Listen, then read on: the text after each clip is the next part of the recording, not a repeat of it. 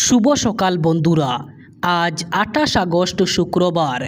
আজকের সকালের বরাক তথা সমগ্র আসামের গুরুত্বপূর্ণ খবরগুলি হলো: আসামের গ্রাম্য উন্নয়নের নতুন দিগন্ত। এবার প্রধানমন্ত্রী আবাস যোজনার অধীনে 2026-27 বিত্তীয় বর্ষের জন্য 3,86,560টি নতুন সরকারি পাকা ঘরের অনুমোদন দেওয়া হয়েছে। প্রধানমন্ত্রী আবাস যোজনা গ্রামীণের অধীনে 2026-27 বিত্তীয় বর্ষে অসমের গ্রামীণ এলাকায় 3,86,560টি নতুন ঘর নির্মাণ করা হবে। এর জন্য মোট ব্যয় হবে 5,024 কোটি টাকা। রাখি বন্ধন উপলক্ষে দেশের সব মহিলাকে 1 বছরের জন্য বিনামূল্যে মোবাইল রিচার্জ করে দিচ্ছেন প্রধানমন্ত্রী নরেন্দ্র মোদী।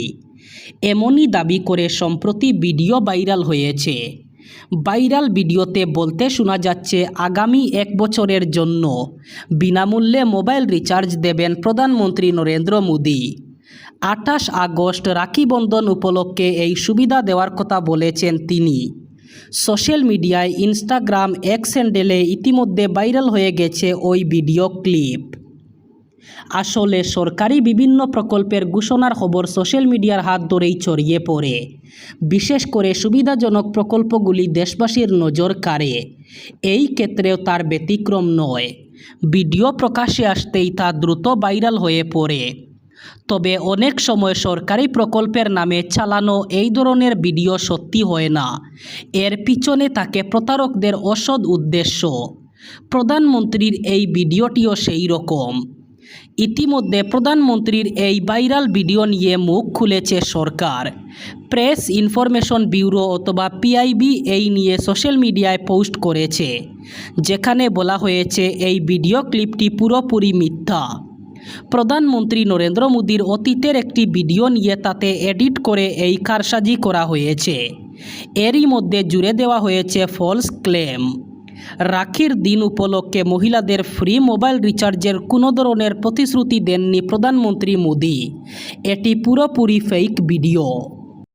হঠাৎ করে ভয়ঙ্কর প্রাকৃতিক বিপর্যয়ের মুখে নেপাল।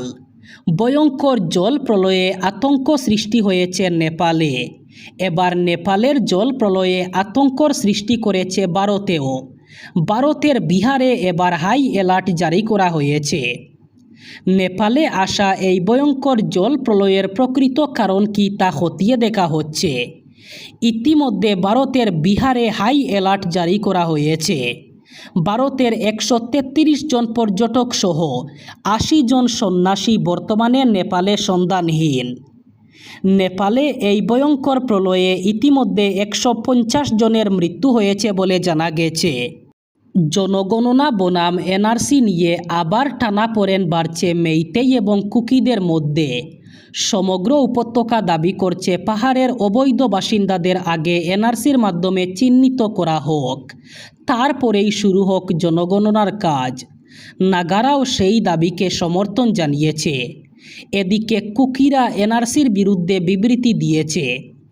এই পরিস্থিতিতে জনগণনা এবং সীমানা পুনর্নির্ধারণের আগে মণিপুরে এনআরসি নবীকরণের দাবি জানিয়ে 14টি মেইতেই ও নাগা সংগঠনের প্রতিনিধিরা নয়াদিল্লিতে কেন্দ্রীয় স্বরাষ্ট্র মন্ত্রকের আধিকারিক এবং কেন্দ্রীয় মন্ত্রী কিরেন রিজিজুর সঙ্গে সাক্ষাৎ করেন। প্রতিনিধি দল কেন্দ্রের কাছে এখন জনগণনা ও বিধানসভার সীমানা পুনর্বিন্যাস প্রক্রিয়া স্থগিত রাখার আবেদন জানায়। তাদের দাবি, আগে এনআরসি নবীকরণ করে কুকি এলাকায় আসল ভারতীয় এবং বহিরাগত কুকিদের পরিচয় নির্ধারণের প্রক্রিয়া সম্পন্ন করা হোক। পাশাপাশি কাবুই ইউনিয়ন এবং রংমেই নাগা ইউথ অর্গানাইজেশন মণিপুর সহ বিভিন্ন সংগঠনের অন্তত 10 জন প্রতিনিধি কেন্দ্রের সঙ্গে এই বিষয়ে আলোচনার জন্য নয়াদিল্লিতে পৌঁছান।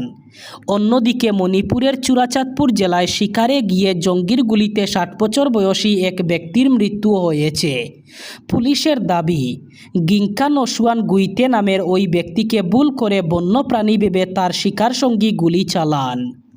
দীর্ঘ প্রতীক্ষার অবসান ঘটিয়ে দুর্গাপূজার আগেই শিলচর সৌরাষ্ট্র ইস্ট ওয়েস্ট করিডোরের হারাঙ্গাজাও জাটিঙ্গা অংশের কাজ সম্পূর্ণ করার লক্ষ্যে জোরকদমে এগোচ্ছে জাতীয় সড়ক কর্তৃপক্ষ। জাতীয় সড়ক ২৭-এর এই প্রায় ২৫ কিলোমিটার গুরুত্বপূর্ণ অংশটি দীর্ঘদিন ধরেই পাহাড়ি ভূপ্রকৃতি, ভূমিধস এবং নির্মাণগত জটিলতার কারণে অসম্পূর্ণ ছিল। বর্তমানে নির্মাণ কাজ প্রায় শেষ পর্যায়ে। জাতীয় সড়ক কর্তৃপক্ষ সূত্রে জানা গেছে, জাটিঙ্গা হারাঙ্গাজাও অংশে নবনির্মিত এলিভেটেড করিডোরের প্রায় ১ কিলোমিটার অংশে ২ লেন যান চলাচলের জন্য খুলে দেওয়া হয়েছে। বাকি ২ লেন আগামী ১৫ সেপ্টেম্বরের মধ্যে যান চলাচলের জন্য খুলে দেওয়ার লক্ষ্যমাত্রা নেওয়া হয়েছে। ফলে শিলচর থেকে হাফলং হয়ে দেশের পশ্চিম প্রান্তের সঙ্গে সড়ক যোগাযোগ আরও দ্রুত এবং নিরাপদ হওয়ার সম্ভাবনা তৈরি হয়েছে।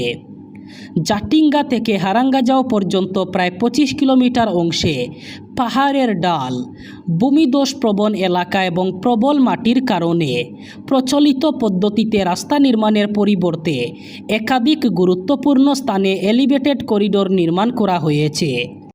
এবার আর ইচ্ছামতো অনলাইনে কোনো প্রোডাক্ট অর্ডার করে আর ইচ্ছামতো ক্যান্সেল করা যাবে না। অ্যামাজন অথবা ফ্লিপকার্ট ব্যবহার করলে আপনার জন্য জরুরি খবর। উৎসবের মরশুমের আগে এই ২ ই-কমার্স প্ল্যাটফর্ম তাদের প্ল্যাটফর্মে বিক্রেতাদের জন্য চার্জ আর জরিমানার নিয়মে বিরাট পরিবর্তন এনেছে। এবার থেকে অ্যামাজনে প্রোডাক্টের দামের সঙ্গেই অর্ডার বাতিলের চার্জ যুক্ত করা হচ্ছে। পাশাপাশি ফ্লিপকার্টে সময়মতো অর্ডার না পাঠানো অথবা বাতিল করার জন্য নির্দিষ্ট জরিমানা চালু করা হচ্ছে। সামনেই দুর্গাপূজা, অ্যামাজন থেকে শুরু করে ফ্লিপকার্ট সব জায়গায় মিলবে ধামাকাদার অফার। এমনকি বড় বড় ছাড়ের কারণে এই ২ প্ল্যাটফর্মে প্রতিবারের মতো এবারও যে অর্ডারের পরিমাণ বাড়বে তা বলার অপেক্ষা রাখে না। কিন্তু এবার থেকে সেলার অর্থাৎ বিক্রেতাদের সতর্ক থাকতে হবে। এই ২ কোম্পানির নতুন নিয়মের ফলে অর্ডার বাতিল করা অথবা সময়মতো পণ্য পাঠাতে ব্যর্থ হলে এবার থেকে অতিরিক্ত জরিমানা অথবা ফি আরোপ করা হবে। এমনকি এই নিয়ম ছোট কিংবা মাঝারি আকারের অনলাইন ব্যবসাগুলিকে প্রভাবিত করবে বলেই মনে করা হচ্ছে। দেশে লাফিয়ে লাফিয়ে বাড়ছে চিনির দাম। এত দামে এর আগে চিনি কিনতে হয়নি দেশবাসীকে। সাধারণ পরিবারের মানুষ দৈনন্দিন জীবনের অঙ্গ চিনি কিনতে হিমশিম খেয়ে যাচ্ছেন। সামনে আবার উৎসবের মরশুম, তখন আবার চিনির চাহিদা বেড়ে যাবে। সব মিলিয়ে চিন্তিত দেশবাসীকে আশ্বস্ত করল কেন্দ্র। কেন্দ্রের তরফে আশ্বস্ত করে জানানো হয়েছে, দেশে চিনির কোনো ঘাটতি নেই। ইথানল তৈরি করতে চিনি লেগে যাচ্ছে বলে চিনির দাম বাড়ছে বলে যে অভিযোগ সামনে আসছে তাও খণ্ডন করেছে কেন্দ্র। কেন্দ্রের তরফে দাবি করা হয়েছে, ইথানলের জন্য চিনির কোনো ঘাটতি তৈরি হচ্ছে না, বরং 2022-23 সালে ইথানল তৈরি করতে যেখানে মোট চিনি উৎপাদনের 12% কাজে লাগত, 2025-26-এ তা নেমে 9% এসে ঠেকেছে।